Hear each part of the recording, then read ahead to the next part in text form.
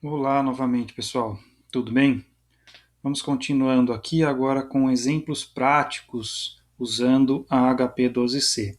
A gente já viu coisas básicas da calculadora, a interface, como utilizá-la, fazer operações simples. Depois avançamos, aprendemos como usar a calculadora financeira nas suas funções mais básicas e agora a gente vai usar essas funções em exemplos práticos, cotidianos. Tá? Um deles é esse daqui, ó, como descobrir o valor à vista, o PV lá, o botãozinho PV, na calculadora financeira. Tá? Então, uma das situações comuns, bastante comuns, que a gente vê são itens sendo vendidos apenas com o valor da parcela e o número de parcelas, mas sem informar, por exemplo, qual seria o valor cheio daquele item ou o valor à vista. Tá? Então, nesse exemplo aqui, um carro está à venda por 60 parcelas de R$ 799. O vendedor informou que a taxa de juros compostos é de 1,5% ao mês. Qual seria o valor à vista desse carro? Como é que a gente faz essa continha na calculadora financeira? Tá? É desse jeito aqui. Então vamos fazer juntos aqui com a calculadora financeira. Se puderem, abram seus aplicativos aí. Não esqueçam do FCLX para apagar o registro de memórias e começar a conta do zero, sem interferência de valores registrados na memória. Tá?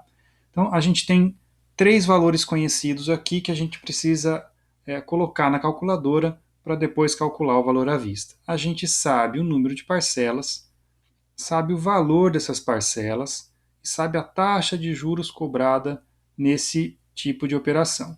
Então a gente pode começar aqui com o valor das parcelas. 799, lembra lá dos vídeos passados que eu expliquei que como esse valor sai do caixa, eu tenho que dizer que ele é negativo, antes de dizer que ele é uma parcela, tá? Valor de uma parcela. Depois, eu tenho o número de parcelas, que é o prazo, 60N, 60 meses, né? 60N. E eu sei a taxa de juros também, cobrada por essas parcelas. 1,5 é a minha taxa de juros, 1,5i. Agora eu peço para a calculadora calcular para mim o valor à vista, o PV. Qual seria o valor sem juros? Né? Se eu fosse pagar esse carro sem juros, quanto que eu pagaria? R$ 31.464,83. E para que eu faço uma conta dessa? Qual que é a grande utilidade? Nesse exemplo, digamos que esse carro seja um carro seminovo e você sabe o valor dele na tabela FIP. A tabela FIP não informa um parcelamento, não informa um valor de parcela, ela informa um valor cheio. Então, parâmetros de comparação ficam muito mais fáceis se você tem também um valor cheio, um valor à vista, sem juros. Então, essa é a grande utilidade para qualquer coisa que você vai comprar desse jeito, certo? Então, se você sabe lá que pela tabela FIP esse valor do carro está sendo colocado como, por exemplo, R$ 27.000, e você fez a continha lá com o vendedor que esse carro, a base de cálculo dele antes dos juros na loja está como 31.464, quase R$ 31.500 aqui, significa que esse valor está muito acima da tabela FIP. Dá para você perceber que esse valor, por exemplo, não é um valor justo. Ou poderia ser o contrário, poderia ser que o valor de tabela FIP fosse maior, 33, 34 mil reais, e esse carro realmente tivesse com um valor de venda atraente. Então você consegue perceber essas coisas sabendo fazer essas continhas, e como vocês viram aqui, são continhas nada difíceis. A questão é saber colocar esses dados na calculadora financeira e saber interpretá-los. Então isso já é muito interessante, ajuda muito aí a gente no nosso dia a dia. Apaga os registros e vamos para o nosso segundo exemplo, que é bastante comum, né, que é descobrir um montante, o FV, tá? Um valor acumulado. Uma das coisas que muita gente faz para acumular dinheiro ao longo de uma vida, por exemplo, é uma aposentadoria. Né?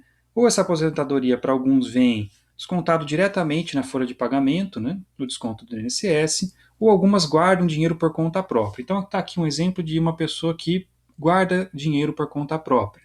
Né?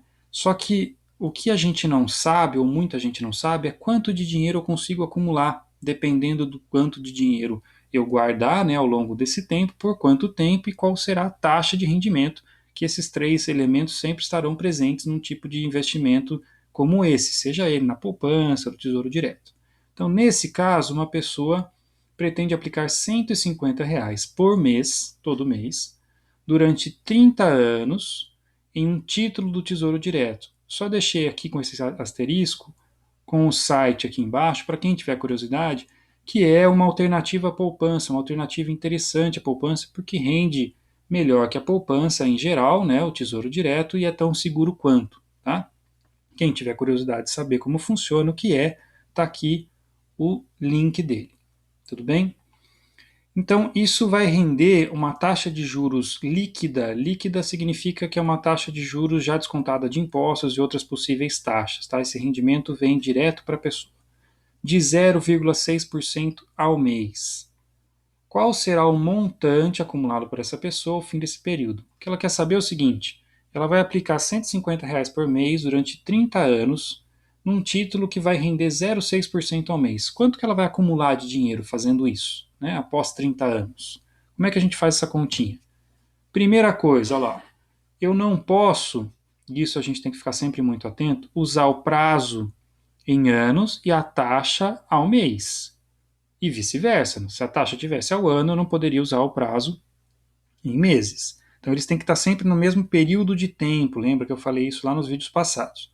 Tá? Então, 30 anos para converter em meses é tranquilo, né? É só multiplicar por 12. Cada ano tem 12 meses. Eu tenho 360 meses, né, em 30 anos. Agora sim eu posso fazer a continha, né, que a gente já viu como faz nos exercícios anteriores, de exemplo. Essa aqui só muda um pouquinho, que eu quero calcular agora não o PV, eu quero calcular o montante, o FV.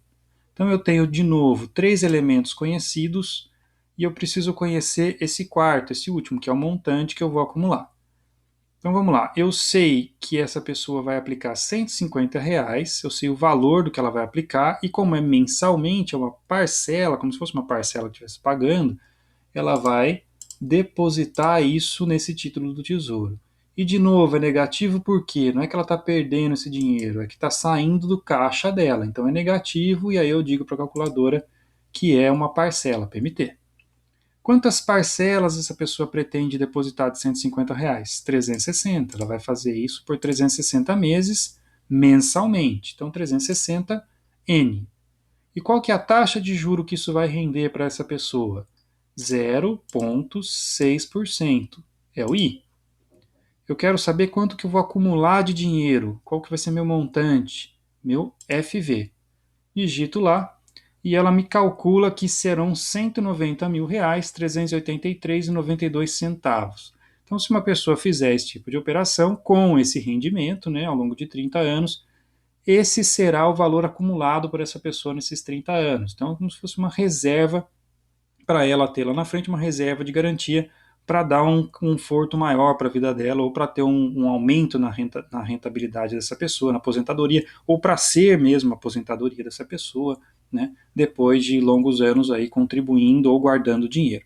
Certo? Então esse é outro tipo de operação muito comum, bastante útil da gente saber fazer, tá, para as nossas vidas, para a gente entender melhor quais são as possibilidades de guardar dinheiro e quanto que esse dinheiro pode dar de retorno para a gente lá no futuro. Nos próximos, nas próximas aulas, nos próximos vídeos, eu vou dar mais exemplos práticos para vocês. Tudo bem, pessoal? Então eu aguardo vocês. Até lá.